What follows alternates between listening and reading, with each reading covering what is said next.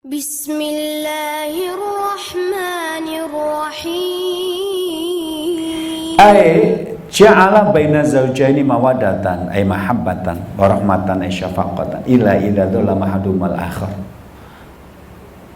Yaitu adalah Allah akan menjadikan di antara pasangan suami istri munculnya mawadah warahmah. Saya katakan tadi, sakinah mawadah warahmah itu mawahi, pemberian dari Allah.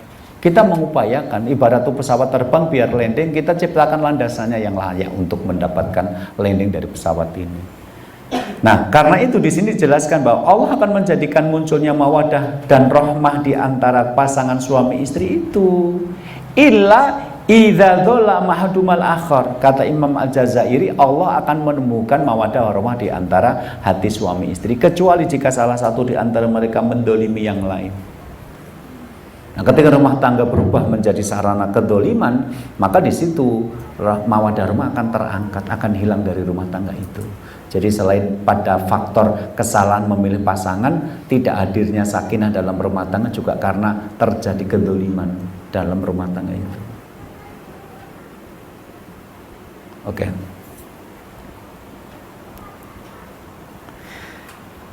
Sampai Imam Abu Bakar Ibnul Arabi Al-Maliki rahimahullah di dalam kitab Ahkamul Quran juz 1 halaman 536 mengatakan, idza lam yakun lirajuli zaujatan sholihatan fa innahu la yastaqimu amruhu ma'aha illa bidiabi juz'in min dini. Jika seorang laki-laki tidak memiliki istri yang solehah, maka sungguh urusannya tidak akan bisa lurus bersama istrinya itu kecuali dengan perginya sebagian agamanya. Jadi kalau seorang laki-laki itu menikah dengan perempuan yang tidak solehah, seorang perempuan menikah dengan laki-laki yang tidak soleh, harga yang dibayar sangat mahal. Apa harganya? Kalau dia ingin rumah tangganya tidak terjadi percekcokan, tidak terjadi perselisihan, harganya adalah memergikan agama dari rumah. Oke, seorang laki-laki menikah dengan perempuan yang tidak pakai jilbab. Kemudian sekarang dia kenal ngaji dan memahami itu tanggung jawabnya sebagai kepala keluarga. Dia ngomong, mulai besok kamu pakai jilbab. Enggak, panas. Oke, diam dulu. Nanti satu hari Nabi ngomong, yang kamu pakai jilbab deh lebih anggun. Maksud lu anggota Ragunan? Enggak. Maksudnya yang lebih elegan aja kalau perempuan pakai jilbab untuk auratnya. Nggak mau ah. Itu. Nanti lain kali, kamu kok sekarang sudah jadi ustadz sih? Kita nikah selama ini juga nggak apa-apa, tiba-tiba sekarang ngomong tentang surga neraka, aneh banget gitu. Nanti ketemu lagi ngomong lagi, istrinya marah-marah. Kamu itu lupa ya kita ketemu dulu di mana? Di panggung dangdut malam 17 Agustusan. Tiba-tiba sekarang kamu minta aku pakai jilbab, aneh banget tuh kamu itu. Sampai suatu ketika saya mengatakan, pokoknya enggak, kalau kamu ngomong itu lagi, malam ini kamu tidur sendiri. Aku tidur sendiri. Aku nggak nyaman tiap hari ngomong tentang jilbab. Padahal seperti itu, suaminya kemudian berpikir, kalau saya terus memaksa istri berjilbab, maka malam ini saya tidur sendiri, besok pagi tidak ada kopi.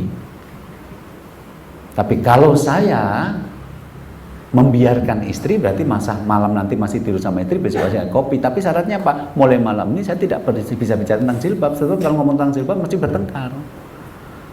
Nah, jadi kalimat demi keutuhan rumah tangga itu kalau bukan pada tempat yang tepat, itu aslinya adalah minta izin untuk melanggar syariat.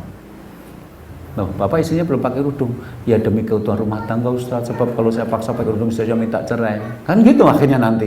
Jadi kalimat demi keutuhan rumah tangga, karena dalam Islam itu mencari sakinah, bukan mencari keutuhan rumah tangga. Maka prestasi dalam rumah tangga itu memunculkan sakinah, bukan bertahan tidak bercerai loh. Banyak orang tidak bercerai tapi selingkuhannya juga di mana-mana ada loh. Kan masyarakat menganggapnya kalau orang itu nggak bercerai berarti berhasil. Padahal ada orang tidak bercerai itu justru membiarkan keluarganya melakukan pelanggaran gitu loh.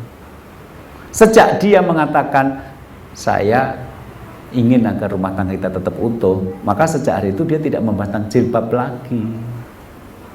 Nanti istrinya boncengkan sama laki-laki yang lain ketika reuni. Kalau nanti ngomong, oh enggak, itu kan niatnya cuma baik, kamu suruh jemput nggak mau, dia kan mau ngantar aku, kami itu nggak punya niat apa-apa. Kalau suaminya diem, memang tidak ada pertengkaran dengan istrinya, tapi syariat tentang membiarkan istrinya diboncengkan laki-laki lain, yang membuat laki-laki ini suaminya menjadi dayus ini, ternyata dia langgar. Jadi semakin tidak soleh istri, semakin banyak pelanggaran syariat yang terjadi. Di situ semakin banyak yang pergi dalam rumah tangga kita. Demikian juga seorang perempuan nikah dengan laki-laki yang nggak sholat, dibangunkan, mas sholat subuh, bangun. Kalau laki-laki yang sholat, terima kasih. Kenapa bangunnya tidak tadi-tadi biar aku mendapatkan sholat fajar? Ini kan sudah komat. Tapi kalau laki-laki tidak sholat, capek. Nanti dibangunkan lagi, mas sudah sholat subuh, adzan, bangun. Kamu gak usah ngatur-ngatur orang lain, gak usah jadi Tuhan bagi orang lain. Itu agama, itu urusan personal antara aku dengan Allah. Nah, besok dibangunkan lagi. Kenapa sih kamu suka ngurusi orang lain? Aku tuh belum dapat hidayah, tahu nggak? Hidayah tadi cuma lewat depan rumah, nggak mampir gitu loh. Udah. Lama-lama ketika suaminya diingatkan sholat terus, suaminya akan mengatakan, kamu gak usah ngatur-ngatur. Kalau mulai sekarang kamu ngatur, kita pisah. Istri ketakutan. Jadi ketika dia ingin tetap tidak bertengkar dengan suami, syaratnya apa? Kalau adzan subuh terdengar, jangan bangunkan suamimu, karena sumber pertengkaran. Berarti kan semakin lama semakin banyak aturan agama yang kita larang, kita pergikan dari rumah, sebab ketika memakai itu terjadi pertengkaran. Ini sudah disampaikan sama Imam Ibnu Arabi. Jika sampai pasangan hidup Anda tidak soleh atau soleha, maka bayarannya akan sangat mahal. Apa? Anda akan memergikan ajaran-ajaran agama dari keluarga Anda. Setiap kali ajaran itu Anda ingatkan, dia akan marah. Setiap marah, berarti terjadi konflik. Oke.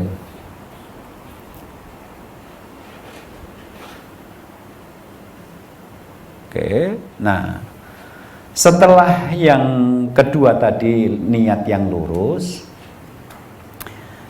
sekarang kita sampai pada yang ketiga, yaitu keterampilan teknis. Ada banyak orang yang pengen membahagiakan pasangannya, tapi karena tidak tahu caranya, akhirnya malah salah. Ada bapak-bapak hampir setiap minggu, paling tidak 1 bulan sekali pergi ke luar negeri ngajak istrinya. Dia mengatakan itu membahagiakan istri. Tapi mereka konsultasi kepada saya dalam keadaan si istri ini merasa tidak bahagia. Bu, masa sih tidak bahagia sebulan sekali pergi ke luar negeri, jalan-jalan. Kita aja loh seumur hidup cuma sekali haji dan umroh gitu loh. Itu aja belum tentu berangkat. Saya daftar haji itu berangkatnya tahun 2038. Coba masih hidup nggak saya di tahun itu coba.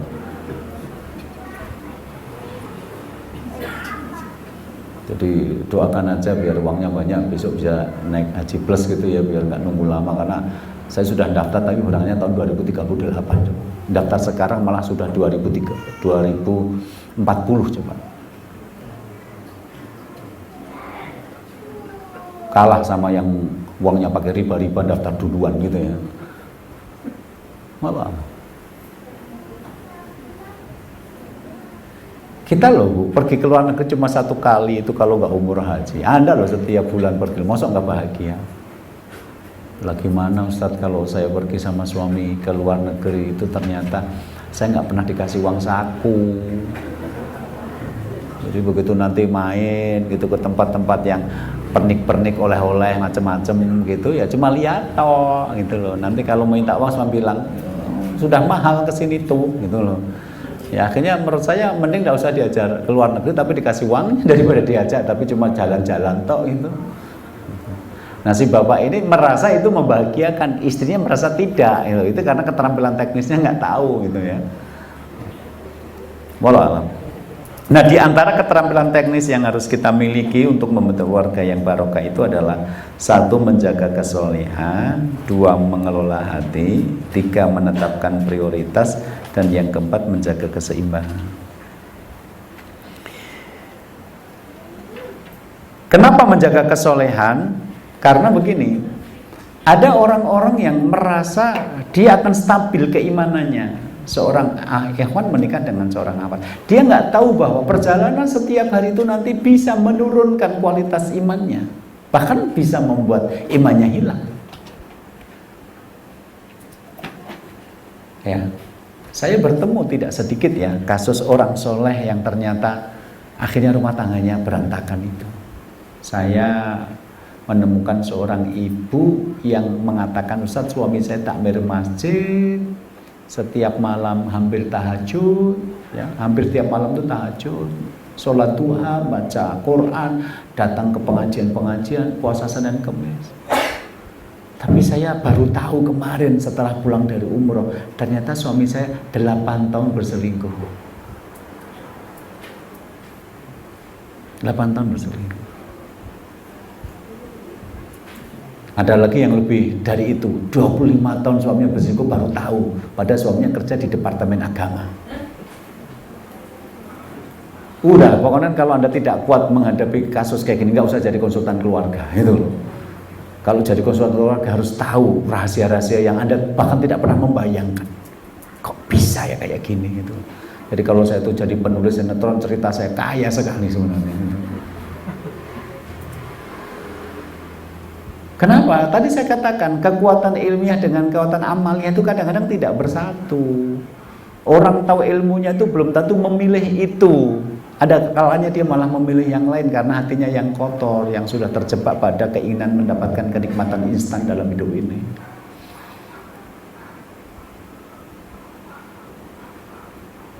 Oke.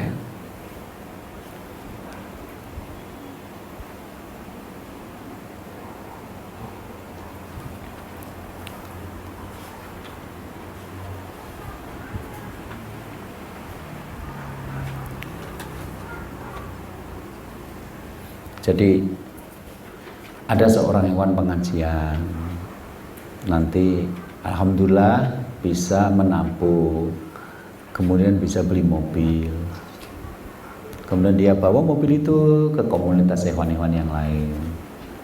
Hewan-hewan yang lain tuh kalau nggak hati-hati ngomong, itu bisa menjadi jebakan setan. Wow, kamu sudah sukses ya, sudah bisa beli mobil. Sukses versi kita itu bukan pada mobilnya, tapi pada ketakwaan kepada Allah yang bisa kita tunjukkan. Nah, ketika kita bangga dianggap sukses sama teman-teman yang karena beli mobil, akhirnya kita merasa nyaman dengan kebanggaan itu. Nggak taunya kita cicilannya menyulitkan, nggak taunya leasingnya juga ternyata akadnya mengandung riba, nggak taunya akhirnya kita harus kerja tambahan untuk membayar cicilannya. Padahal pada waktu itu iman kita mulai turun. Yang kemarin kalau pengajian berangkat, wah kalau berangkat buat cicilan mana? Akhirnya tambah waktu untuk kerja. Nah akhirnya sholatnya sudah tidak tepat waktu lagi, pengajiannya sudah 1-2 mulai berkurang. Itu mulai menurun kualitas imannya, tapi dia tidak menyadari karena dipuji berhasil membeli mobil baru, berhasil membeli motor baru, berhasil membeli handphone bagus. Jadi hati-hati ketika mengucapkan kata-kata yang sebenarnya itu kegagalan, tapi Anda malah mengatakannya sebagai keberhasilan. Pelan tapi pasti dalam waktu yang lama akhirnya berantakan.